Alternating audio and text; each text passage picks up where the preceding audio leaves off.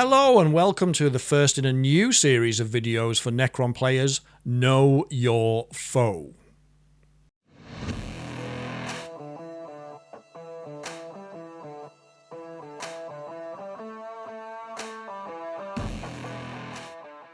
With Chaos Knights getting a new codex and Imperial Knights getting some really tasty points drops, we're going to see a lot more of these big boys on the tabletop. So in this video, we're going to look at what those big changes are for Knights, and then also look at how we can deal with them to ensure Necron supremacy.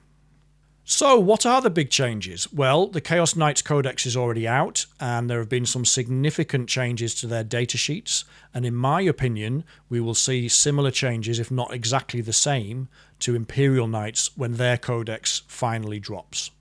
So let's take a deep dive into those changes. Firstly, they lost a point of toughness. That means Little Knights are now toughness 9 and Big Knights are toughness 11. Both of those, T9 and T11, are important breakpoints when you consider the strengths of some Necron weapons. So bear with me and we'll come on to that shortly. Secondly, while they did drop a pip of toughness, they gained wounds. So +2 wounds on a Little Knight and 4 wounds typically on a Big Knight. This is also important because it's going to make them obviously harder to kill. Thirdly, one to watch out for is melter gun range reduced from 24 inches to 18 inches.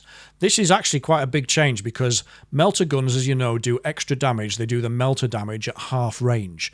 And what that means is half range is now outside of 9 inches. So they can't get into melter range out of deep strike or strategic reserves. So that will come into play, well worth being aware of.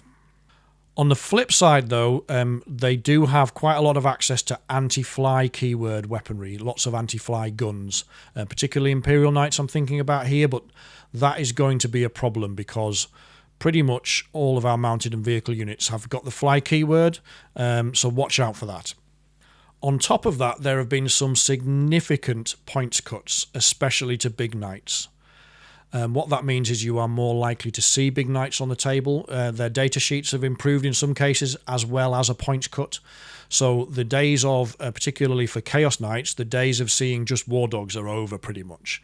You are going to see, I would guess, 3 or 4 Big Knights in most lists, both Chaos and Imperial, and that is a big change. Lastly, their OC has dropped, which is really important.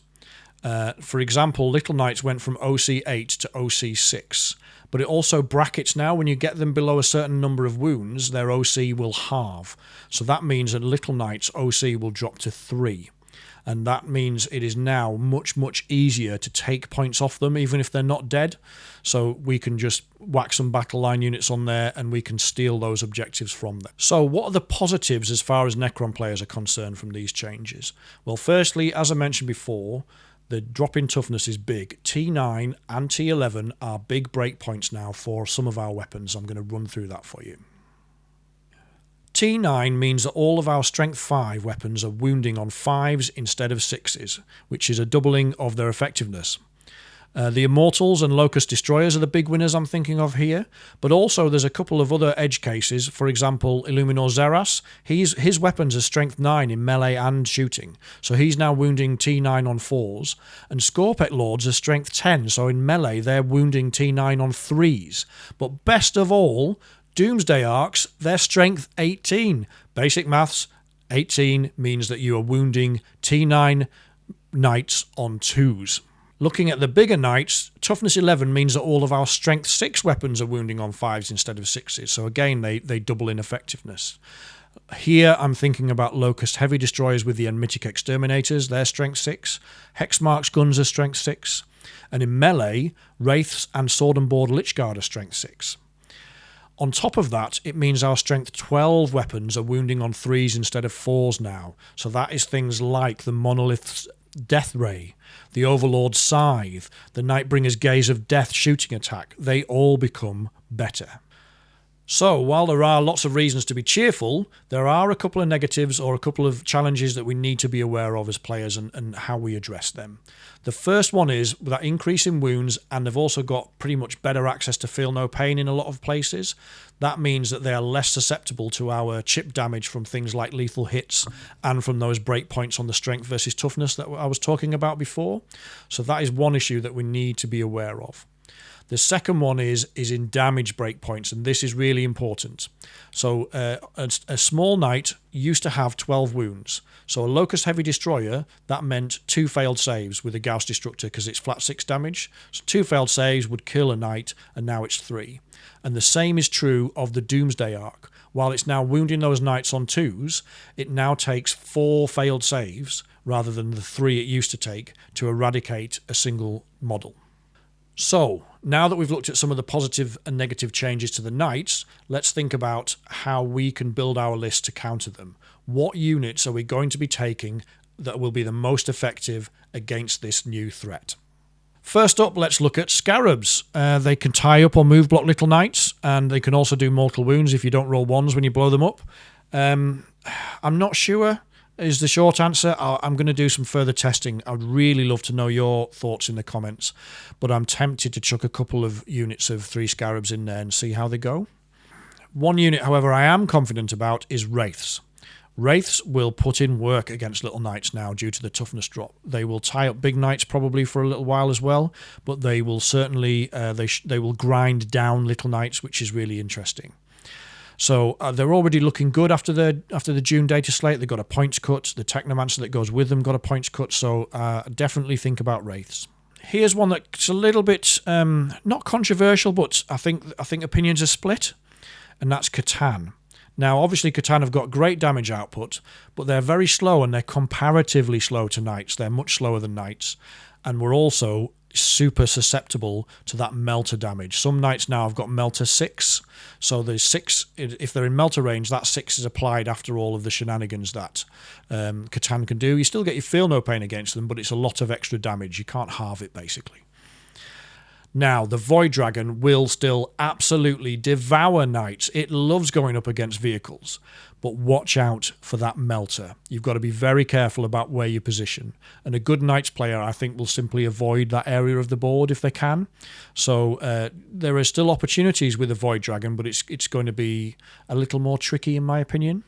While we are on the big boys, let's think about the Silent King. Now, there are some breakpoints here as well. The Sceptre of Eternal Glory is now wounding little knights on 3s instead of 4s because it's strength 12. And the Staff of Stars is strength 6, so it's wounding big knights on 5s instead of 6s. But fundamentally, the verdict's the same as the Catan. I think it can put work in, but you really need to watch out for that melter. Don't let those knights get close to the Silent King. Next up is another firm favourite of mine at the moment, which is Illuminor Xerath. Now, if you're running him with battle line units, he gives them an extra AP, and for Immortals and Warriors, that will really help maximise that chip damage. And he's not bad into Little Knights now either, because he's strength 9 shooting and melee, as I mentioned earlier, so he's going to be wounding Little Knights on 4s. So he's definitely worth considering. So, moving on to a couple of edge cases now, or situational units, but I do think they are really interesting if you use them the right way. First up is Flayed Ones. Now, putting them into knights below half strength gets really, really tasty. Every hit, successful hit roll, is sustained. So a unit of 5 Flayed Ones will have 20 attacks, hitting on 3s. I think if my maths is right, that's 28 hits. And remember, they're also twin linked. So even though they're wounding on 6s, that should be 8 wounds at AP -1. And if you're in Awakened Dynasty, you can give them the stratagem to give them +1 strength. And that means they're wounding little knights on 5s, which would be 15 wounds at AP1. And this is important because Knights players, in my experience, often ignore Flayed Ones. I always tell them about this ability up front, but they don't take them seriously. In a recent game, I killed, with 5 Flayed Ones, I killed 2 Little Knights, 2 Armigers. So they really can put in work. The other edge case I wanted to talk about is Locust Destroyers. They do have access to lethal hits, which will still help, and if they're led by a Locust Lord, that's lethals on 5s, so that is good. And also remember, they now wound big knights on 5s instead of 6s. But my opinion is you should use them very carefully, as they probably won't survive the clapback. If you pop them out from behind cover and shoot at something, if you don't delete it, then that thing is going to delete your Locust Destroyers in its turn. However, the Locust Heavy Destroyers are definitely still worth a look. The Enmitic Guns gain even more versatility because you can use them for chip damage now because they're strength 6 against big knights, wounding on 5s, brilliant. The Gauss Destructor is still very strong, but as I mentioned before, remember that 2 shots now won't kill a little knight anymore. I'm still taking both types in most of my lists, and I would advise you to do the same. Take some with the anti-infantry, and definitely take some with the Gauss Destructor. Along with Locust Heavies, our other main anti-tank option is the Doomsday Arc, and as I mentioned, wounding little knights on 2s is absolute class. That is money. I love it. That should help us bypass the extra wounds that they've got, and my verdict is that I would be taking 2 in every list if I could.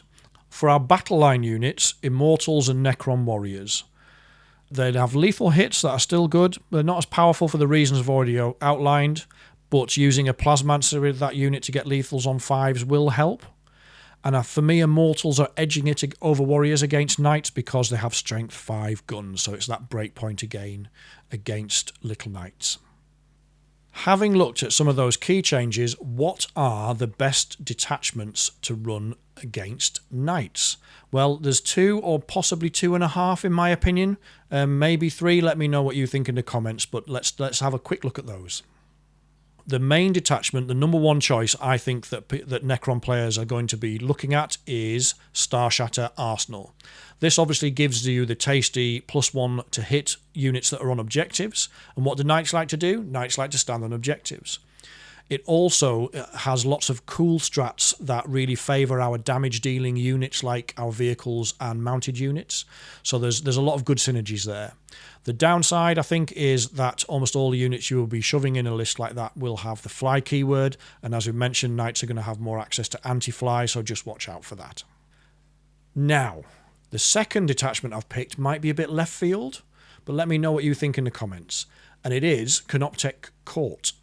The reason I've gone for this one is that we get fantastic rerolls as our detachment rule, which is going to be really helpful into eliminating those knights, making our guns more efficient and our combat more efficient. And secondly is the stratagems that we've got access to. In particular, I'm thinking about the reactive move. If one of those knights comes within 9 inches, we can move away. And the cherry on the cake for me is the strat which gives a unit lone operative if your opponent is shooting from outside 18 inches. So that will really help with survivability as well. I did say there was a third, possibly a third detachment, and for me that is Awakened Dynasty. And the reason for this is that most knights don't have access to an invulnerable save in melee against melee attacks. So that means that an Awakened Dynasty build with a lot of Scorpex, for example, might actually be really good. On top of that, Knights are going to have a hard time still, I think, shifting the warrior brick, so there is a lot to be said for Awakened Dynasty. If you like running that, you can perhaps tweak that to deal with Knights. That about wraps it up. Thank you so much for watching all the way through, and I hope you've enjoyed that video. Let me know in the comments what you think about dealing with Knights. Have I missed anything? Are there some stratagems or are there some units that we should be using which I've not included? And I also want to say a huge thank you to all of you for your engagement, all of those that comment on our social media posts and also who watch the videos, comment, like, share, etc. And particularly to our subscribers. Thank you so much. In addition, I'd like to say a huge thank you to our Patreons and YouTube channel members. At the Elites level, we have Castor, Living Dead Girl 40k, David Lloyd, Robberix, and Slayer Miniatures. At the Leaders level, the next tier up, we have Stephen Allen, Chad Henry, Stainsby Kingsby, John O'Neill, Phasmatis, Evan Peach, also known as Days 12, David Pooley, and Stephen Ramsey. And then on the top tier, our epic heroes are Rally Point Games and Minds, Morton Monks-a-Roller, and Sovolf. Thank you guys so much. We also had a fantastic response on social media when we put this question out about how to deal with Knights. So I'd like to say a big thank you to the contributors from Facebook, which include Aidan Ahmadi, Jack Angel, Sam Baker, Tom Barrett, Francesco Burton, Jay Bedro, Steve Buchanan, CJ Buckler, Talon Davila, Dan Deschambeau, Gabor Dabrowski, Douglas Dunn, David Friedman, Austin Healy, Adam Jeff Hill, Edgar Jacob, Benny Jones, Robin Martians, Colin Merry, John Miller, Lucas Montgomery, Romu Nizme, Andrew Sherman, James Simmons, Kiss Salt, Mark Stevens, Zach Strait, William C. Sweetin, Justin Rice, Gabriel M. Rodriguez, Marty Rome, Lee Van Rossen, Eric Shiel Ritaras, Jan Skro, Philip Tuck, Adam Tucker, Hector Vasquez, Berger Vogt, Leonard James Warren, Craig Welsh, Stephen Woodham, and also a big thanks to those of you who commented on YouTube. Your name should also be on the screen now.